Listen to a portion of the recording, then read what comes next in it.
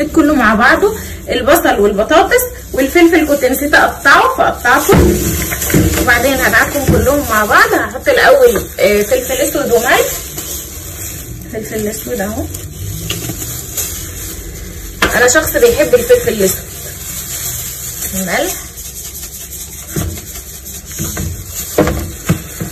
وبعدين هندعكهم مع بعض الاول. بعدين هنضيف الثوم، انا عندي الثوم بخزنه، يعني اللي الثوم بقشره وهرسه في الكبه وبعدين بعينه في الفريزر عندي، بس طبعا فاضل عندي اخر حته فانا عايزينها جدا. هحط بقى دي يعني معلقه صغيره كده،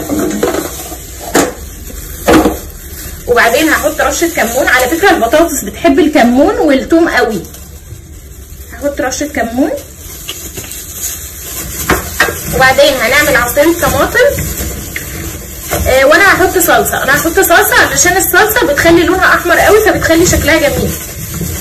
فانتوا مش عايزين تحطوا صلصه او بتخافوا منها او كده، فده يرجع لكم طبعا. يعني بصوا المنظر ده كده، ايوه كده.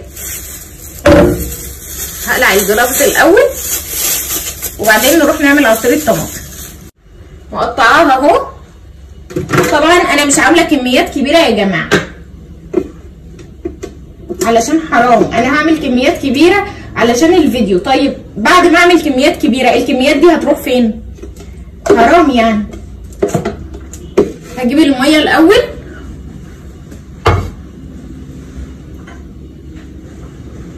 يلا الميه اهي،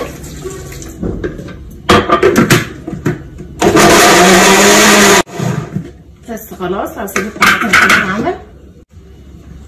هنزل بعصير الطماطم على الخضار بتاعي، يلا بالمنظر ده كده. هحط الصلصه، انا هحط معلقه كبيره صلصه كده واقلبها كويس. طبعا انا حاطه الملح وحاطه البهارات وحاطه كل حاجه وحاطه الثوم وحاطه كل حاجه.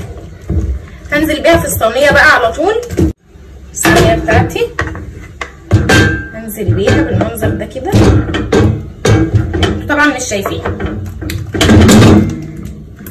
اهي. انزل بالفراخ بتاعتي اهي كده،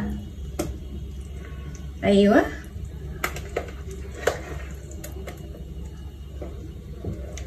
ايوه. الصينيه بتاعتي بقت جاهزه خلاص. هغطيها بفويل بقى وبعدين هحطها في الفرن من تحت، هحطها نص ساعه لحد ما تبدا ان هي خلاص تدخل في السوا. هطلعها فوق وهشيل الغطا علشان تنشف، لو فيها صوصات زياده تنشف فيبقى شكلها جميل.